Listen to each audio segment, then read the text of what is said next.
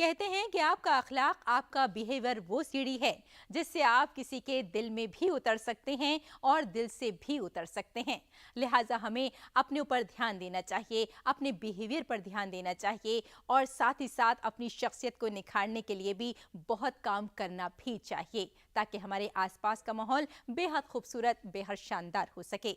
और यकीन मानिए, कुछ ऐसी ही खास कहानियां लेकर हम हर एक हफ्ते हाजिर हो जाते हैं प्रोग्राम गुड न्यूज जज्बा इंडिया के साथ। मैं हूं रेशमा, मेरा आदाब कबूल कीजिए।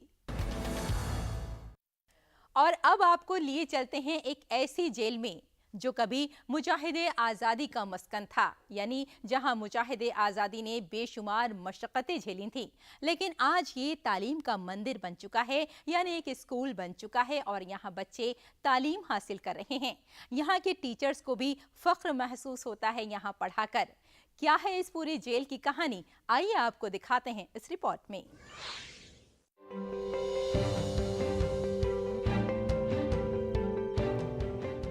चलिए आज सोनभद्र जिला की गोरवाल तहसील के शाहगंज कस्बे में चलते हैं, जहां 1880 में अंग्रेजों ने आजादी की आवाज उठाने वालों के लिए जेल बनाई और आजादी के चाहने वालों को कैद भी किया। लेकिन जैसे ही आजादी मिली, कैदियों की तरह जिंदगी गुजारने वाले हमारे मुजाहिदे आजादी ने बाहर आते ही इस जेल को इस्तेमाल किया।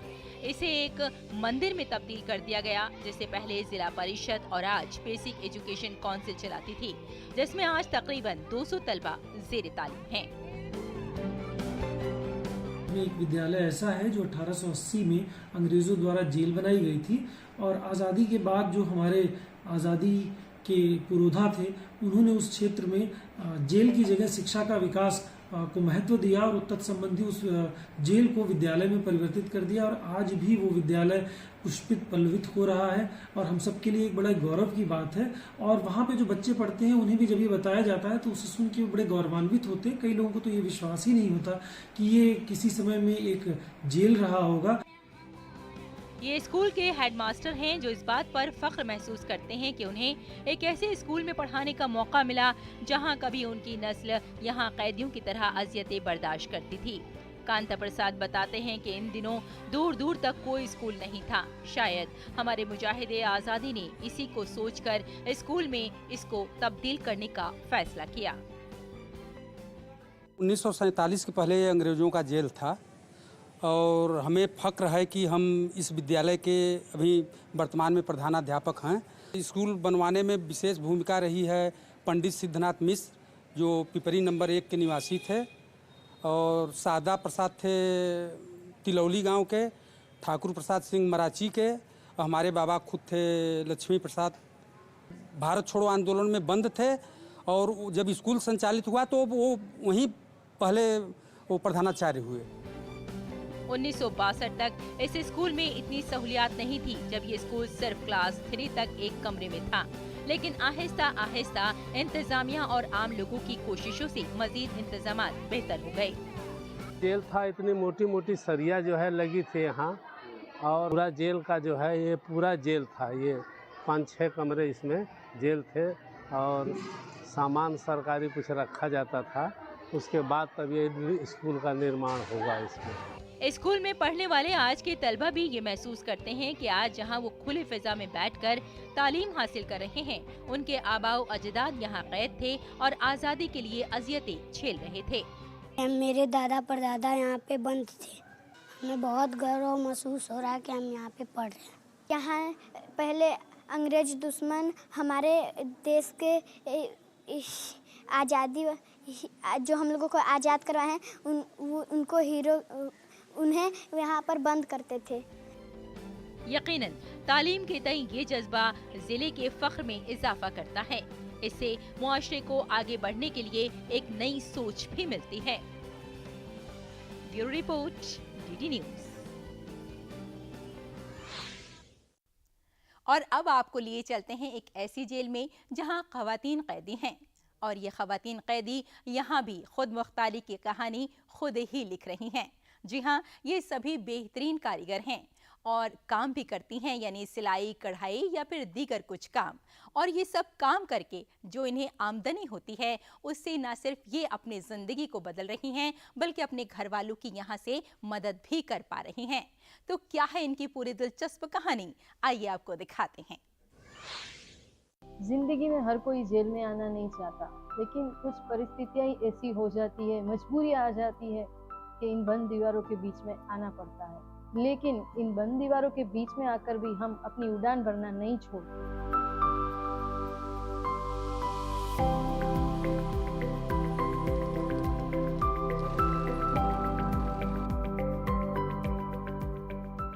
जेल की चार दीवारी के अंदर सजा काट रही इन खवातीन कैदियों के चेहरों पर मुस्कुराहट की वजह उनका बाइख्तियार होना है।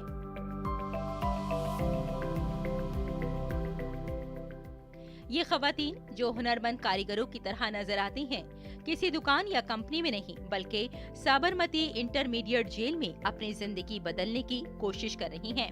एक ऐसी कोशिश जो जिंदगी को तवानाई से भर देती है और मुस्बत सोच देती है। जब भी मैं यहाँ से बाहर निकलूंगी तब मैं मेरे पग पर खड़ी रहूंगी और दूसरे को भी मैं कंप्यूटर सिखाऊंगी और बाहर जाके भी मैं जॉब ये कंप्यूटर की करूंगी। मैं यहाँ पे ये सब सीखती हूँ, मेरे को आनंद होता है, मैं मेरी लाइफ के लिए ये सब सीखती हूँ। कंप्यूटर से लेकर सिलाई मशीनों तक या सैनिटरी पैड बनाने के जराए साबरमती मिली एम्प्लॉयमेंट जेल के इन कमरों में हुनरमंद कारीगरों की तरह काम करने वाली ये खवातीन अपने हुनर को एक नई जिहत दे रही हैं। इस काम से जो रकम हासिल होती है उससे ये खवातीन अपने अखराजात पूरे करती हैं और जेल से बाहर की दुनिया में अपने करीबी अजीजों की मदद भी करती हैं। जेल में से छूटने के बाद उनका समाज के अंदर पुनः वसन हो जाना चाहिए, वो निर्भर भी रहनी चाहिए। इसके हिसाब से यहाँ पर महिलाओं के लिए उद्योग यहाँ पे खोला जा रहा है और यहाँ सेंट्रल जेल में सैनिटरी पैड इनका उत्पादन हम NGO जो हमारी कर्मा फाउंडेशन है उसके साथ कदम मिला के हम यहाँ प्रोडक्शन करते हैं। ये कोई आम सैनिटरी नैपकिन नहीं है बल्कि बायोडिग्रेडेबल है, जिसे इस्तेमाल के बाद मिट्टी में मिलाने के लिए छोड़ दिया जाए तो 15 दिनों में ये गायब हो जाता है। कर्मा फाउंडेशन की मदद से साबरमती जेल में इन खवातीन कैदियों के जरिए ऐसे सैनिटरी पैड तैयार किए जा रहे हैं जो खवातीन की सेहत के साथ साथ माहौल के लिए भी महफूज हैं। सब्जियों की पॉलीमर से तैयार करदा ये पैड खवातीन की सेहत के नुक्ता नजर से भी फायदेमंद हैं। मोटो यही है कि जो लोग नीडी लोग हैं उनको हम किस तरह से सपोर्ट कर सकते हैं। जिस तरह के सपोर्ट करना कि एक बार सपोर्ट करके छोड़ नहीं देना, उनके लाइफ टाइम के लिए हम उनके किस तरह से सपोर्ट कर सके, उनके काम आ सके तो वो फ्यूचर में भी कुछ कमा सके, अर्निंग कर सके, उस पर्पज से काम कर। इन खवातीन कैदियों को उनसे बेहतर कोई नहीं समझ सकता जिन्हें हालात यहाँ लेकर आए हैं। इन्होंने लड़खड़ाती जिंदगी में भी कदम बढ़ाकर जीना सीखा है। इन खवातीन को जेल में काम करने के बाद सर्टिफिकेट भी दिया जाता है जिससे इन्हें मुस्तकबिल में जेल से बाहर काम करने में मदद मिले। यहाँ अपने को काम करते हैं तो अपने को पता नहीं चलता कि दिन कब निकलता है और रात कब जाती है। यहाँ पूरे 10 साढ़े 10 बजे आ जाते हैं तो पेड़ खुलता है, सबके काम पे लग जाते हैं। 2 बजे रिसेस होती है, फिर खाना बना करके फिर फ्रेश होके फिर 3 बजे से काम चालू कर 5:30 बजे बंद हो जाता। फिर अपना खाना बाना सब ले लेते, फिर सब नहा धो के फिर अंदर बैठ के थोड़ी बार टीवी देखेंगे, फिर अलग बात करके फिर सो जाएंगे। मैं इससे बहुत ज्यादा करूंगी, कोई तकलीफ में ऐसे संजोगों में कोई कहाँ यहाँ ना आए, बस मेरा तो इतना ही कहना है। हर इंसान को ये जानने का तजस्सुस होता है कि बंद मुट्ठी में लाख है या राख। ऐसा ही कुछ जेल का भी है। जेल की ऊंची दीवारों के पीछे छुपी हुई कोशिशों को जानते हुए साबरमती जेल इंतजामिया की उनकी जिंदगियों में मुस्बत तब्दीलियां लाने की कोशिश मुतासिर कुन है, जो खवातीन कैदियों की तरक्की और बहाली में मददगार साबित हो रही है और उनकी खुद इन्हिसारी की तरफ रहनुमाई भी कर रही है। Bureau report, DD news. और यहाँ रुकते हैं एक छोटे से ब्रेक के लिए, जल्द हाजिर होते हैं। आप देखते रहिए गुड न्यूज जज्बा इंडिया का।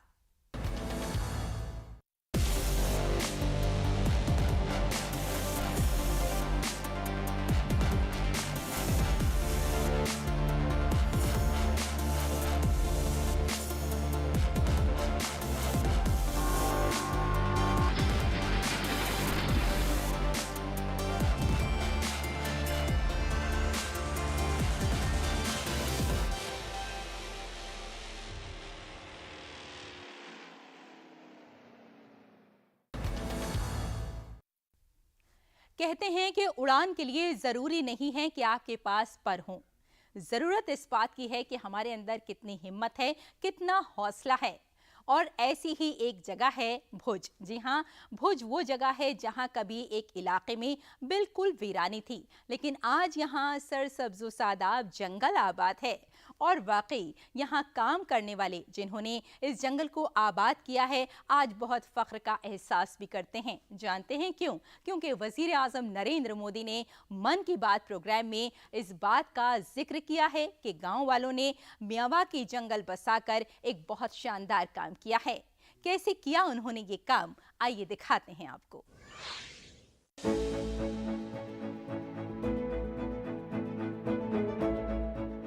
जिधर देखो वहां सिर्फ हरियाली ही हरियाली है।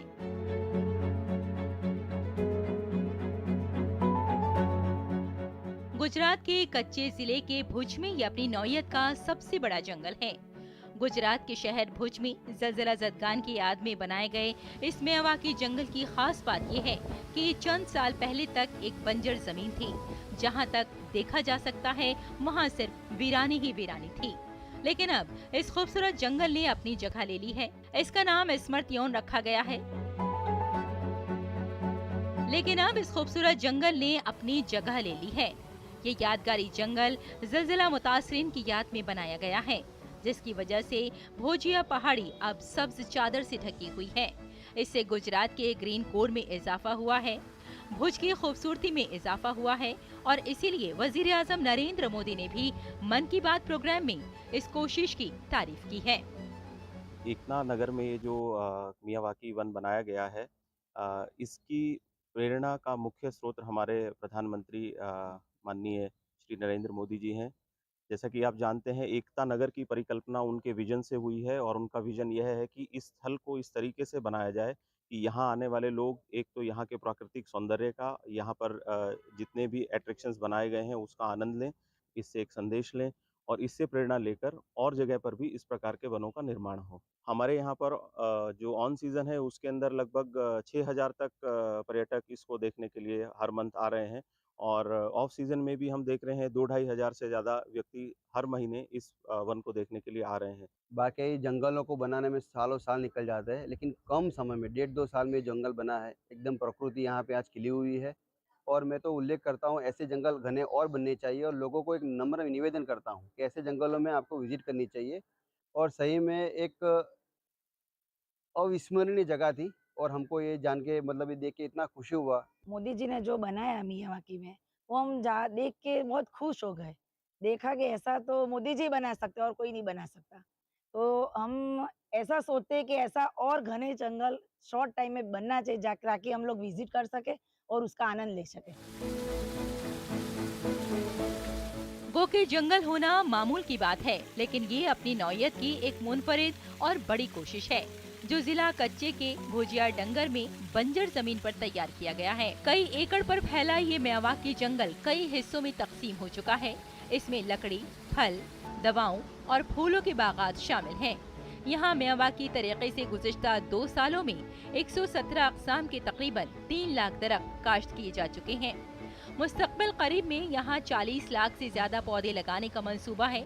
जो जगह कभी बंजर थी, आज यहाँ एक खूबसूरत जंगल है और ये हमारे मुल्क के लोगों का जज्बा है। Bureau report, DD news. हमारे देश के लोगों का।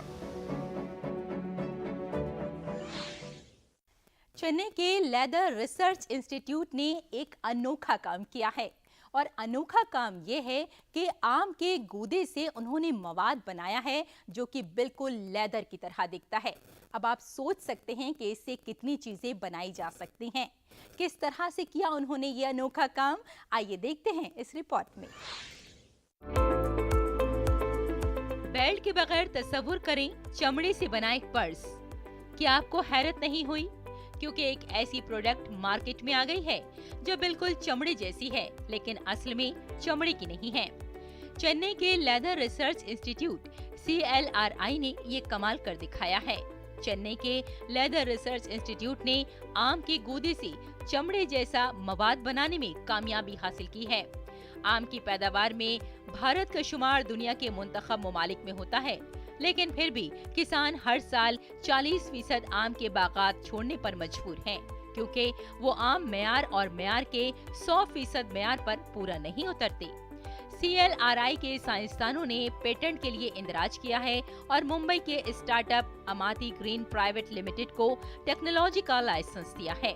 खास बात यह है कि अमाती ग्रीन प्राइवेट लिमिटेड ने इस नए मवाद की दरियाफ्त में, तहकीक और तरक्की में किसानों और इदारे की बहुत मदद की है। तो हम लोग ने सोचा कि क्यों ना एग्रीकल्चरल वेस्ट को एक बायोडिग्रेडेबल फॉर्म में लेदर के मटेरियल में बनाया जा सके, ताकि इसका फ़ायदा किसानों को भी हो और एक ऑल्टरनेटिव लेदर इंडस्ट्री भी खड़ी हो। नया मवाद 50% आम के गूदे और बायोपॉलीमर के मुरक्कब से बनाया गया है। सबसे अच्छी बात यह है कि ये माहौल दोस्त है और साथ ही ये मसनूई चमड़ी का एक बेहतर मुतबादिल है। ये नया मवाद पॉलीयूरेथीन चमड़े के मुकाबले में बहुत तेजी से गिरता है और इसकी पैदावारी लागत मसनूई चमड़े की मौजूदा कीमत से तकरीबन 60% कम है। We kickstarted our efforts some 3 years back, and with our own funding we started making leather-like materials from variety of agro waste. Say for example, we started our research with rice straw, wheat straw, sorghum straw, even Indian grass we try to use as a raw material, and then we try to develop leather-like material. And also we try to use some fruit and vegetable waste like mango peel, pineapple peels, orange peel, etc. And in that journey we were successful in developing a technology for straw-based material. फिलहाल आम पर मबनी चमड़ी जैसा मवाद सिर्फ Holland में तैयार किया जाता है। भारत आम का सबसे बड़ा पैदा करने वाला मुल्क है और इस मुल्क में नई टेक्नोलॉजी की तरक्की के बेपनाह और लामहदूद इम्कानात मौजूद हैं। ऐसी नई टेक्नोलॉजी की हौसला अफजाई और फरोग की जरूरत है। सरमायाकारी के लिए मुनासिब इंतजामात किए जाएं ताकि ये सनत अपने पांव पर खड़ी हो सके। माहौलियाती चैलेंजेस का सामना करने वाली दुनिया के लिए ये एक छोटा लेकिन जुर्रतमंदाना इक़दाम है। इससे न सिर्फ मुल्क की तरक्की यकीनी होगी, बल्कि किसानों और नौजवानों को रोजगार का एक नया ऑप्शन भी मिलेगा। Bureau report, DD news. और अब एक और आपको कहानी दिखाते हैं जो है हिम्मत और हौसले की। कुछ गांव वाले ऐसे हैं जिन्होंने अपने परेशानियों को खुद ही अपने आप से दूर कर दिया है। ना उन्होंने किसी की मदद ली है और ना ही उन्होंने किसी से कुछ कहा है, क्योंकि वो जानते थे कि उन्हें क्या करना है जिंदगी में। जी हाँ, नदी पर उन्होंने एक पुल बना डाला है और खुद बनाया है ये पुल। ना किसी की मदद ली गई और ना ही किसी इंजीनियर को बुलाया गया। कमाल की बात यह है कि गांव वालों की काफी हद तक परेशानियां दूर हो चुकी हैं। क्या थी परेशानियां इन गांव वालों की, आइए देखते हैं इस रिपोर्ट में।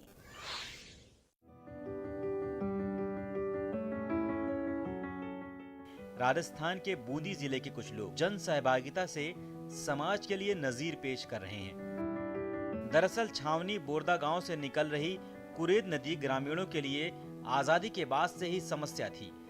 नदी के बीचों बीच आने जाने के लिए कोई भी पुल की व्यवस्था नहीं थी। ग्रामीण ना तो देवी माँ के स्थान पर जा पा रहे थे, ना ही एक दूसरे गांव में जाने के लिए शॉर्ट रास्ता मिल रहा था। प्रशासन का इंतजार छोड़ ग्रामीणों ने खुद ही कुछ करने की ठानी और अपनी फसल सरसों से निकले चारे को बेचकर और आपसी समन्वय स्थापित करते हुए 10 से 15 लाख रुपए एकत्रित किए और पुल का निर्माण शुरू कर दिया। ये देखिए किस तरह ग्रामीणों ने क्रेनों की मदद से कुरेल नदी पर 14 फीट चौड़े और 150 फीट लंबे मोटे पत्थर से कुरेल नदी पर पुल बनाने का काम किया। गांव वालों ने सबने मिल करके और ये सरसों का कांट वगैरह ये करके 10-15 लाख रुपए इकट्ठे करके और यहाँ पर ये कुरेल नदी में इसे मुक्तसर से पुलिया बांधने का काम प्रारंभ किया है। तो इससे हमारे गांव की जो है नदी पार की जो ज़मीन है उसमें भी सुविधा मिलेगी और ये जो सहयोग मिला है हमें पूरे गाँव वासियों की तरफ से मिला है। तो अब पास में माताजी का स्थान भी है, वहाँ पर भी पर्यटक जो आते हैं उनको भी इससे सुविधा मिलेगी। पैसा इकट्ठा किया, कुछ लोगों ने तूड़ी बेच के तूड़ी दिए, अपनी तूड़ी दान की और उसको हमने बेच के कुछ पैसा इकट्ठा किया। कुछ पैसा माताजी के दान पेटी से इकट्ठा हुआ।